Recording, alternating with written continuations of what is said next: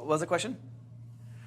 No, what I was going to get to is, would you suggest when you're doing the property, this is my title company, and go to them? You're not. No, you cannot do that. Yes, you as the buyer have the right to go to any title company you want. But technically, if you're going to sign the contract over, you're not really the buyer. Okay. You want to go where your buyer has the relationship. Okay. But you can't open escrow anywhere. But you want to make sure that the relationship, if you don't have a relationship with anyone, you can open up title anywhere. That's totally fine. If you have a relationship with buyers that you already know that you're going to be working with, go with where they're comfortable and they have a relationship. Okay. Yep. Good question. So don't forget to run rental comps. So you can run rental comps on Zillow, and you can also do Rentometer. Rentometer is a great place. It's a free resource. You can do that as well. Why would you be running rental comps? This is from Lisa. Just doesn't matter. Just in general. I mean, yeah. Hot pads? What was that? Hot pads? Hot Pads is a good place, but it's owned by Zillow. Is it? It is, yeah. So you're going to get the same information. You probably want to know what you're going to be able to make off that rental. If you're going to keep it as a rental, yeah. So you want to know what your exit strategy is. What options do you have available? Cover it, my payments. Yeah. Am I gonna be able to cover that payment? Exactly. So when we look at this property here, the rent estimate is $980 a month on this one. And so on Rentometer, do you all know where to find the rent information on Zillow? I think it's up on the top. It has tabs on it, and you can set up for how much the rent is. Maybe you can do that. That's probably true. I know there's on the mobile app, I can scroll down and it says property value, and I click that tab, it opens up, and it has the properties, how much it's worth, and then I go all the way down to the bottom. Like, Then it has a rent. has a, Yeah, the, there's a tab just for rent. So on the map, what the rent is for each one. oh, that's good to know. Okay, cool. You have just everything on the fly on this one. Here's Rentometer. You put in the address, you put in the property, what you think the rent is, and then 2 bedrooms. So I put in $1,000, and it tells you right here. It's like, okay, you're like, so $895 is the median. So I'm thinking like $900 is the most. You go with the lower of the median or average. This is going to be more accurate. This actually will pull real listings that are rent, like houses that are currently for rent. I'm in between median and average. I'm gonna go with the median. Yeah, 'cause that's the middle of the road. Yeah. You find this is more accurate than like Zillow, what the market is? Because I've seen it. I was looking at something else in Southern Cal, Yeah. and Zillow's off. You get what you pay for with Zillow, man. It's free. Yeah. Yeah. Zillow's Way off. way off. So I bet my money on this one here. Do you pay for that? Because they only give you so many free ones. They give you up to 10 free ones. They changed, I think. Yeah. So I used to go in there and check that, and after a while, it recognized me as the same person. Exactly. So I started using other people's computers, my wife's phone. I converted all those, but now I keep going back, and it lets me keep doing it. So I use that, or I use a VPN, or you can also on your router, you can just reset the IPN, just get another one. So it's real easy, Just do that. It didn't break that limit though. They. I've been doing it a lot, and it hasn't. Tell me I can't. It's a few a day. Yeah, something like that, yeah. I'm not doing that many. So again, why look up rental info? You're going to run comps. Lien search, guys. How do we do lead search? I'm going to show you. Loaded question. So you're going to go to the Grantor Grantee Index. Where's that found? County Records. Can you do it online? No. Can. You sure can. So how to search liens. County Grantor Grantee Index, First American Title, has liens. Property Radar has liens. Are they accurate? Of course they are. So check it out. So here's the Grantor Grantee Index.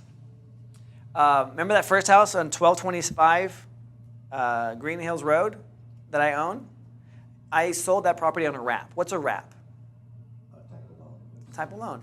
So I wrapped, it's called an all-inclusive trust deed or a wrap mortgage. So I have a pre-existing mortgage, and then I have my equity that I have in the property, and I wrapped it all together in one mortgage and sold them that one mortgage. So Angelos Kolabotas bought that from me. And here we go, grantee warranty deed. That was given to him when he bought my property.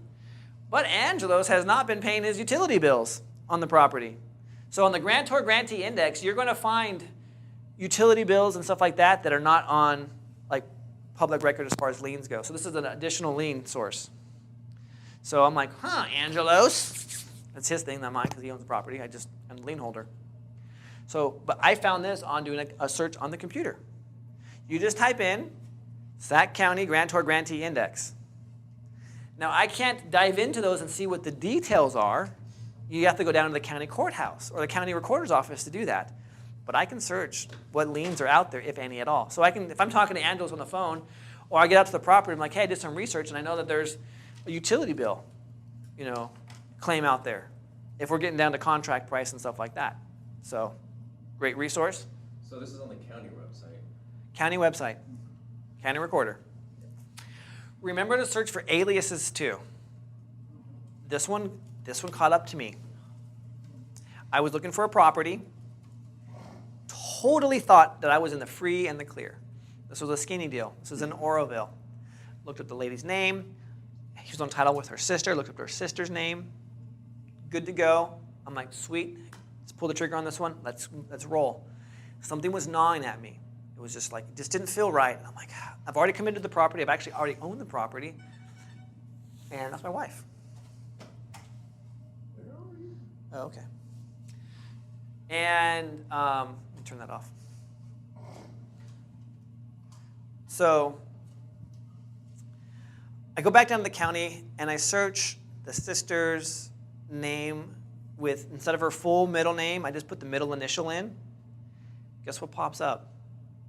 A IRS tax lien for $33,000. Screw me over on this deal. I now got a tax lien on the property. Fortunately, she's dead, so I'm able to vacate that. It's going to take a process of doing it, but learned my lesson. So search your aliases. Obviously, Angelos Kolobotis. I don't know what kind of alias is there, but like Ryan, my name is Ryan S. Nickel, or Ryan Samuel Nickel, or just Ryan Nickel. I would search all three of those. Yeah. On the first AM, my first AM. Yep. A lot of these are you can click them. Exactly right. And see the document. And then we're going to get to that, and that's exactly why I like First AM, because it has the ability to actually dive deep into each doc. But it doesn't have all of them. No, it doesn't. It only has liens. It has a lag time too.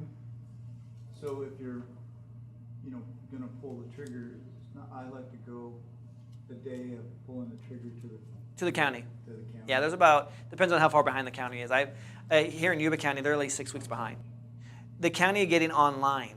Okay. The county is accurate from the day of. Go to the county. Exactly right. Okay. Yep. You go there that day. I always go to the county, You have to. regardless. Yep. So, but that's when I'm getting ready to buy the deal. This is just my research part. So I'm just doing preliminary stuff. I'm just like, hey, let's see what's out there. So search for aliases.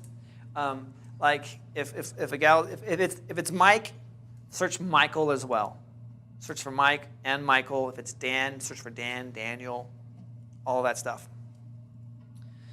So as Gary was saying, My First American, it comes up, you can see the hyperlinks here. So I got foreclosure, foreclosure, foreclosure, sales transfer, and then it has the number of what they are. So it says, deed transfer, notice of default, notice of sale, release of Lis Pendens. So I wish it was a little bit clearer. So NOD, NTS, release. So this is the property again. This is the same one, 1225 Green Hills Road. So Angelos, what's going on, bro? I sold you this property. Buyer, Angelos Kolobotis. Seller, Ryan Nickel and Christina. And then all of a sudden it goes into default. And the lender's foreclosing on him. Well, obviously he hasn't been paying me, so I know this too, because he hasn't been paying me. But then all of a sudden it's cured. So here's the thing. What is a Lis Pendens? Well, Pierre, you want to read that for us? Lis Pendens means pending action. Consists of a notice filed with the court against a specific parcel of land. Notice is filed in conjunction with the pending civil action. That's what it is. So if you see Lis Pendens, you know, something's happening here. Lawsuit. Something's clouded on title.